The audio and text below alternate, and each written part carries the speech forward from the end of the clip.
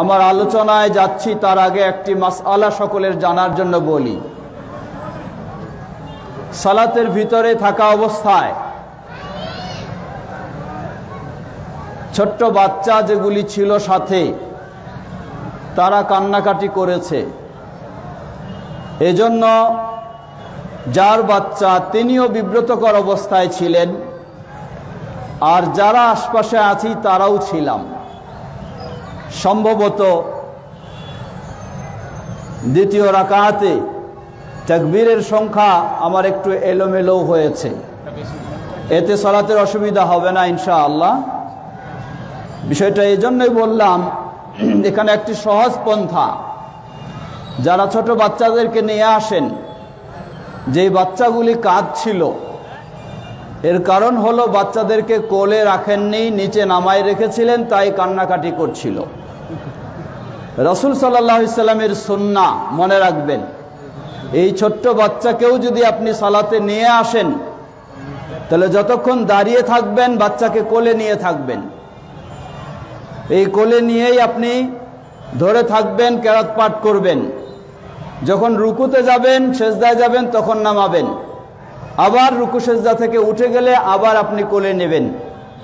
হাদিস সহিহ, স্বয়ং রাসূল সাল্লাল্লাহু আলাইহি সাল্লাম ইমামতি করছেন, তার নাতিনি জায়নাব রাদিয়াল্লাহু আনহার মেয়ে, ছোট্ট মেয়ে, তাকে নিয়েই আল্লাহ রাসূল সাল্লাল্লাহু আলাইহি সাল্লাম ইমামতি করলেন।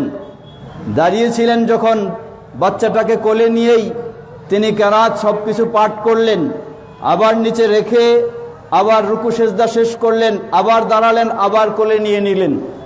তা আপনার বাচ্চাটাকেও যদি এইভাবে কিছুক্ষণ কোলে রাখতেন, তাহলে সে হয়তো বা এত ভয় পেত না বা কান্নাকাটি করতো না, নিজেরও সমস্যা হতো না, অন্যেরও সমস্যা হতো না। তাই আমরা প্রথমে বলবো, যদি এত ছোট বাচ্চা যে মায়ের কাছে থেকে অভ্যস্ত, তাকে না নিয়ে আসতে পারলেই ভালো, কারণ নির্দেশ হলো 7 বছর বয়স হলে সালাতের নির্দেশ। এই ধরনের বয়সী বাচ্চাদেরকে নিয়ে আসলে সাধারণত এইরকম কান্নাকাটি বা সমস্যা হবে না। এরপরে যদিও নিয়ে আসলে তাদেরকে এই সুন্দরভাবে রাখার চেষ্টা করবেন, তাহলে সবারই সালাতের সমস্যা হবে না ইনশাআল্লাহ। আর আমরা আরেকটি প্রবণতা রয়েছে, ছোট বাচ্চা একটু কান্নাকাটি করলেই আমরা খুব ক্ষিপ্ত হয়ে যাই।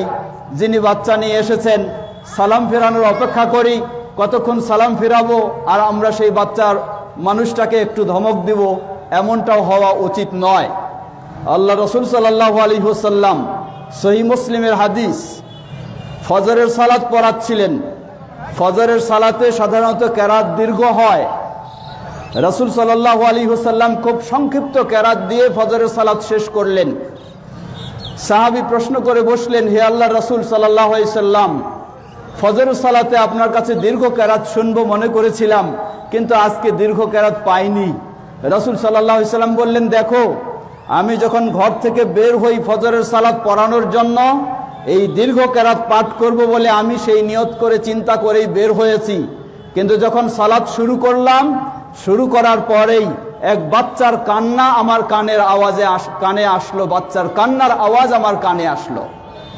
যখন বাচ্চার কান্না আমি শুনলাম, শোনার কারণে আমার মনে হলো নিশ্চয়ই ওই বাচ্চার মা আমাদের সাথে সালাতে দাঁড়িয়েছে, অতএব যাতে এই বাচ্চা তাড়াতাড়ি তার মাকে পেয়ে যেতে পারে, এই জন্য রাসূল সাল্লাল্লাহু আলাইহি ওয়াসাল্লাম কেরাতেই সংক্ষিপ্ত করলেন।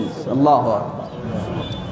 আর আজকে আমাদের অন্য ভাইদের যারা রয়েছেন, মাযহাবী ভাইদের ইমাম সাহেবরা তো মসজিদে ছোট বাচ্চাদেরকে ঢুকতেই দেয় না। এটি চরম অন্যায়, ঠিক নয়। ছোট বাচ্চা অবশ্যই, বাচ্চাদেরকে যদি আমরা না নিয়ে আসবো, তাহলে বাচ্চাদেরকে রাখবো কোথায়? তারা তো খেলতামাশা নিয়ে আর টিভির পর্দা নিয়ে ব্যস্ত হয়ে থাকবে। সুতরাং বাচ্চাদেরকে অবশ্যই নিয়ে আসতে হবে, তবে 7 বছর বয়সে নিয়ে আসলে একটু শৃঙ্খলা বা সুন্দরভাবে তাকে রাখা যায়, আর ছোটও যদি হয় তাকে সেভাবেই রাখার ব্যবস্থা করা উচিত। সম্মানিত সমবেত মুসল্লিবৃন্দ, রাসূল সাল্লাল্লাহু আলাইহি ওয়াসাল্লাম বললেন না, হে মহিলা, তুমি কেন এই ছোট বাচ্চাকে নিয়ে এসেছো? তাকে ধমকও দিলেন না, কোনো শাসালেও না, বরং সেই বাচ্চার কান্নার জন্য রাসূল সাল্লাল্লাহু আলাইহি সালাতটাকেও সংক্ষিপ্ত কেরাত দিয়ে শেষ করলেন। এটাই রাসূল সাল্লাল্লাহু আলাইহি ওয়াসাল্লামের সুন্নাহ। অতএব কেউ যদি বাচ্চাকে নিয়েও এসে থাকেন আর এই বাচ্চা যদি কান্নাকাটিও করে, আপনি তাকে বাচ্চার মালিককে ধমক দিবেন বা তাকে শাসাবেন, এমনটা হওয়া উচিত নয়।